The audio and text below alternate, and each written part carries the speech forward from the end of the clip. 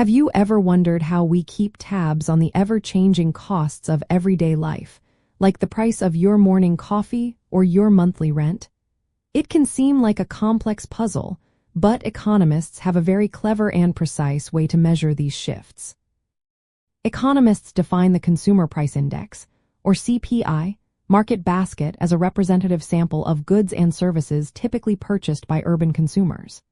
This basket serves as the fundamental basis for calculating the CPI, which is the most widely used measure of inflation in the United States. Its purpose is to track the average change over time in the prices paid by urban consumers for this specific set of consumer goods and services. The core reason economists use a market basket is to create a consistent and comparable benchmark for price changes over time. Imagine trying to compare today's prices to last year's if everyone bought entirely different things. The market basket standardizes this comparison by reflecting the expenditure patterns of a typical household. The items are weighted according to their importance in household budgets, ensuring that price changes for frequently purchased and expensive items have a greater impact on the overall index than less common or cheaper ones. This weighting is crucial for accuracy.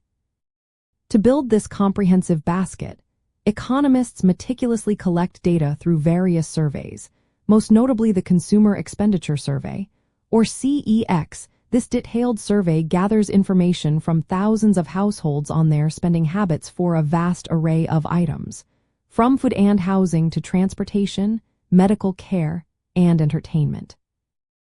By understanding what people actually buy and how much they spend on each category, they can construct a market basket that truly represents typical consumer behavior across urban areas, ensuring its relevance. What this definition allows economists to do is monitor the purchasing power of money and identify inflationary or deflationary trends across the economy. Without a standardized market basket, it would be impossible to calculate a consistent inflation rate that reflects the real-world impact on consumers. It helps in adjusting wages, pensions, and government benefits to maintain their real value.